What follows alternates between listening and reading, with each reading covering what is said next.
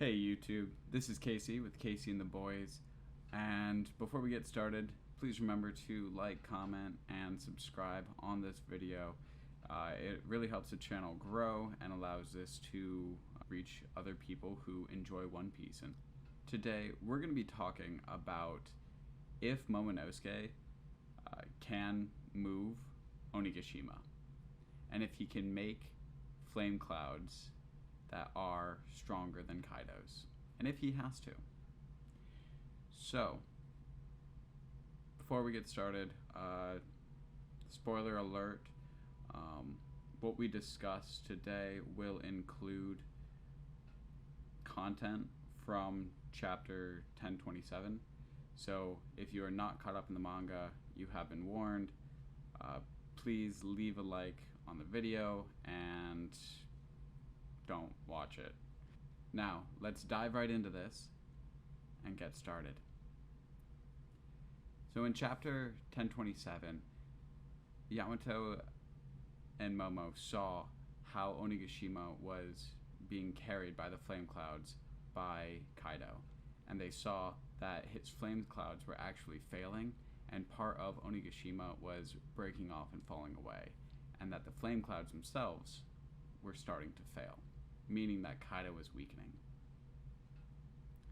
At this point, Yamato told Momo that he has to make flame clouds and make them stronger than Kaido's so that they can push Onigashima back and move it away from the Flower Capital and stop it from crashing into the capital and killing everybody there. So the first thing we see with this comment, and the first thing that we start thinking is, how can Momo make flame clouds stronger than Kaido?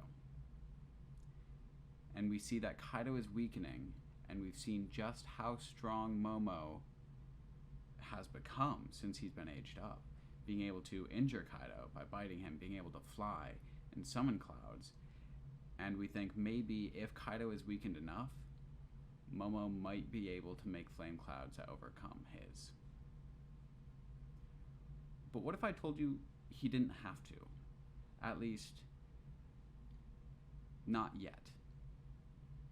He has a few minutes to prepare, a few minutes to learn, and not just 5 where it's going to cut out or where the battle has to end. But realistically, he doesn't have to make flame clouds stronger than Kaido's to move Onigashima away from the Flower Capital. You might think, how's that going to work? Well, let me quickly explain why he doesn't have to make flame clouds as strong as Kaido's, and what kind of impact that might have on what happens in the story. So, Kaido, we know Kaido is using his flame clouds and also fighting in these battles. We see that his flame clouds are weakening over time as he's being injured and as he's exerting focus and energy in these fights. But that's actually kind of to the side of things. What we really have to focus on is the effort itself being put into lifting and moving Onigashima. Well, I think it's pretty easy to say, without going into the math of it, that as long as Onigashima isn't flying through the air at ridiculous speeds and accelerating very quickly, that most of the force going into moving Onigashima is actually going into lifting it. The vast majority of energy that Kaido is putting in to moving Onigashima is just keeping it up. Once it's up, there's very little stopping Onigashima from moving one way or another, because almost all of the force is lifting it up. You have gravity pulling it down and the flame clouds bringing it up. At that point, all the flame clouds have to do is apply some force on a side of it and move it through the air, because there isn't another force acting in the opposite direction besides air friction. And there's the overall mass of Onigashima that you have to apply enough force to have a certain amount of acceleration on such a large mass. Understanding that, though, we can very quickly see that, once again, almost all the force is trying to oppose gravity. It is, for instance, if you take your hand as or your arm or your fist, you're holding up your arm. Now, you are opposing gravity and right now the weight of my other hand. But if I'm trying to move this hand through the air, the amount of force it takes to move along this direction is next to nothing, where the amount of force that it takes to keep my arm up relatively is massive. So most of Kaido's energy is just going into holding up Onigashima. And if Momo wants to move Onigashima away from the Flower Capital, and Kaido's in the middle of a fight, maybe not paying attention to his surroundings, Momo just has to apply a greater force than what Kaido's lightly moving this way. And while Kaido holds up the island will start to move back, because he'll be able to overcome the small amount of force that Kaido is putting into moving the island towards the Flower Capital. Admittedly, this does not help if Kaido is knocked out and Onigashima begins to fall.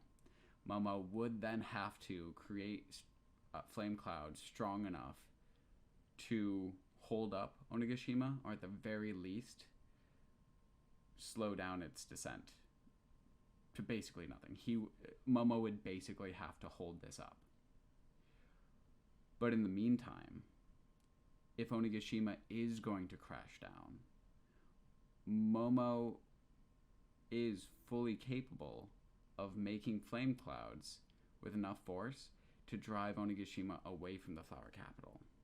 And Luffy might be able to keep Kaido distracted enough that he doesn't see this happening and doesn't know that he has to add more flame clouds to put Onigashima back on track, to get it back to the destination he wants. Because if he's going in an intense 1v1 battle with Luffy where they are using enough Conqueror's Haki to split the sky, I don't think he is going to be aware of what's happening so far away. Because although we are very close, even if his observation Haki during this fight is encompassing the entirety of the rooftop, the entirety of Onigashima, we're still talking about land relatively far away, multiple measurements of the full island of Onigashima. So it's very unlikely that Kaido would notice Onigashima moving. In summary, Momo doesn't actually have to lift up the island yet until either Kaido loses or Kaido drops the island. Momo already has the ability to create flame clouds to push the island in a different direction than Kaido wants. And Kaido should be too busy during this fight to actually notice what's happening to the island, at least until they have potentially made enough progress and gotten it far enough away from the Flower Capital. And finally, by that point, Momo will have more than 2 minutes, 3 minutes to try and overcome Kaido's total strength and his ability to create fire clouds. And that's about it. That is really everything that I wanted to talk about in this video and explain. I doubt that this will actually have any impact on the story, but I thought it was a cool little thing that I was thinking about, that Oda had set up these demands on Momo, or at least made these demands something that the audience is aware of, but these demands aren't necessarily true. And it would be interesting if it came into play, because that's how physics works. Well, thank you. If you enjoyed this video, if you enjoyed this brief conversation, please remember to like, comment, and subscribe.